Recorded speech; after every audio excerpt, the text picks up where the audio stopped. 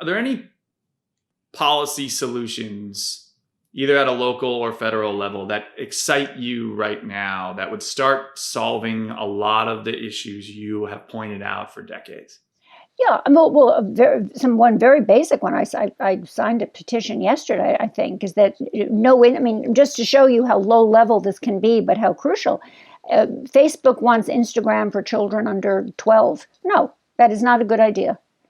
Just to show you how granular you can get when you actually start thinking about this, like, where could technology hurt me tomorrow?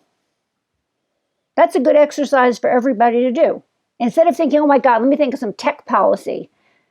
Where could technology hurt me tomorrow and hurt the things I care about most tomorrow? I bet there's somebody in the tech industry planning that very thing. To get people invested in policy, you have to stop thinking, oh, policy is like for people in Washington. No, policy is things that are about you and your family. Think of the thing that really could screw you up tomorrow. What would your recommendation be to families, whether it's parents or just individuals like myself? Like, hey, tech is like, I have like problems paying attention. Tech makes that 10 times worse. It hurts me. What would you recommend that people can do now in their daily lives, right, to make their own reality better? I have a simple list. The car, dinner, food. Car, dinner, food, no tech. And when you're in the car with children or with your friends, you say to them, conversation is so precious. Talk to me. When you're in the car with your children, if you have children, and that's when they really want to do social media. You say, we have so little time to talk. I shouldn't be texting in the car. This is the time I really want to talk to you. I'm your parent. Hate me later. Food preparation. When we're preparing food in my home, we don't use the phone. And then bedroom.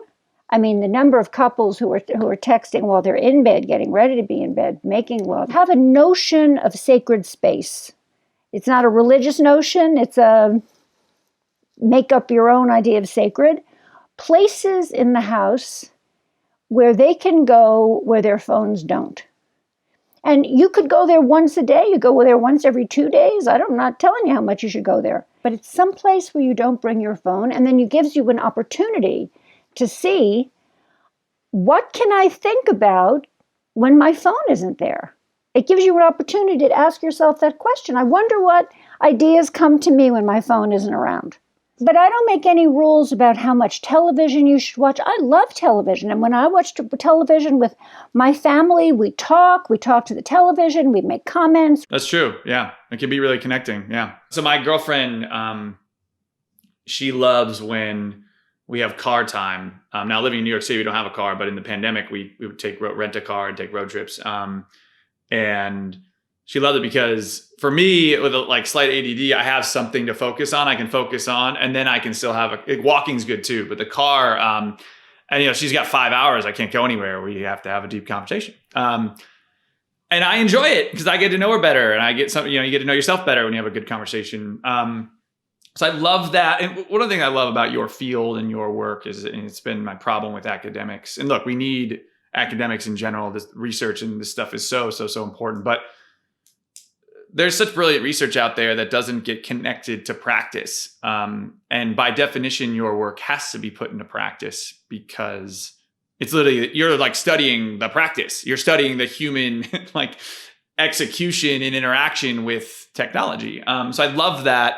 Thank you. Car, dinner, food, or car, food, bedroom, however you want to slice that. I'm so curious at this trajectory you've been on because you've been writing about tech and humanity and researching tech and humanity, teaching technology and humanity for years. And you then recently, and I'm assuming this was a COVID project, it maybe started before, but you wrote a memoir. It's called The Empathy Diaries, but you wrote a completely different book.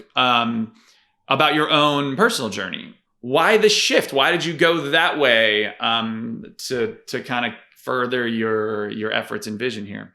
The book began when, after I wrote my first book on computers and people, which was called The Second Self, was 1984.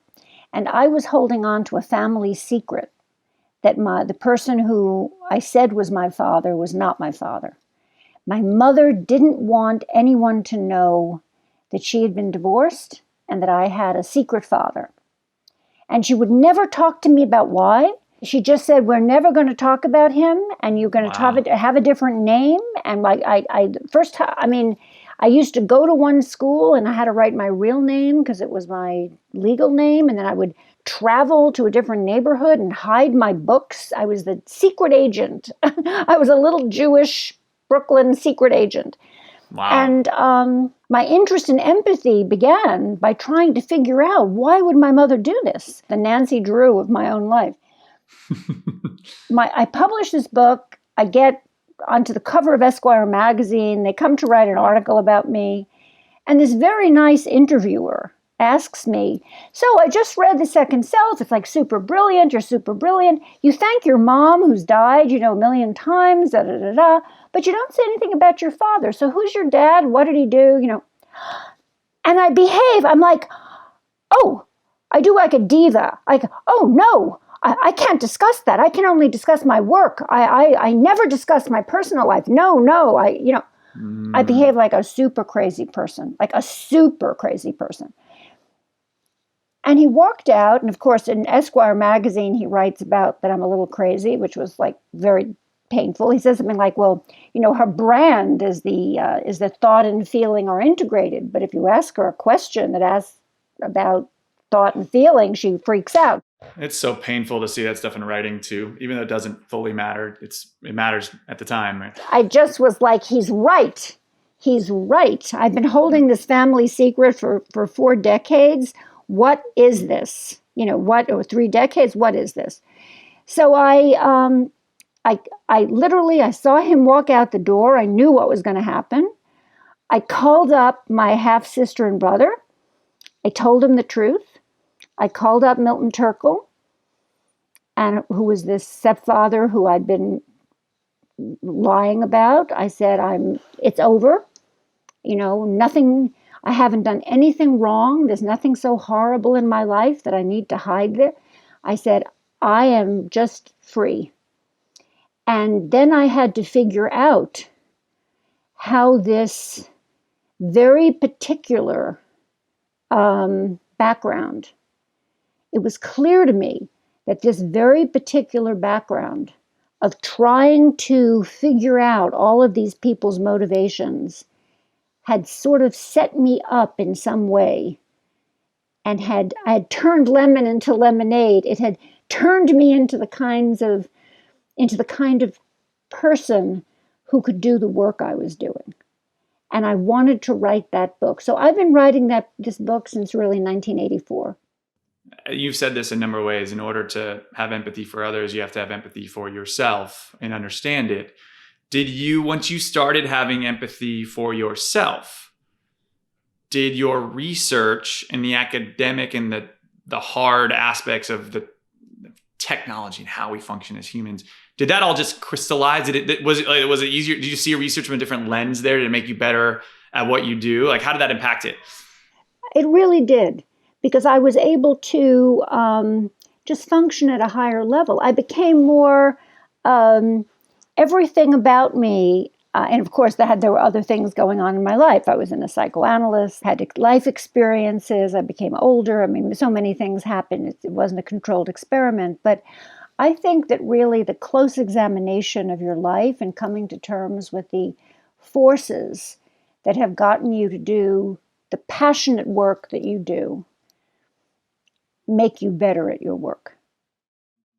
Because I was able to approach my work with distance. I was able to, and a kind of lightness.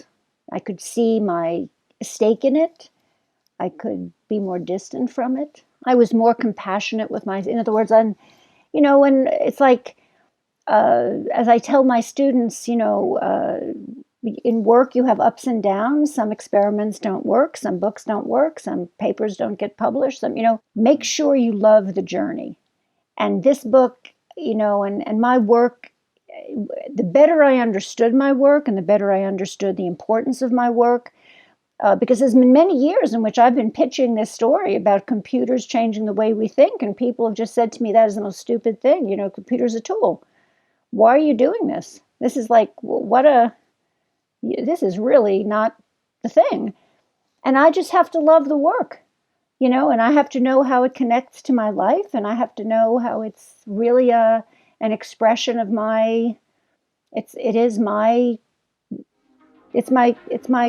true expression of my talents.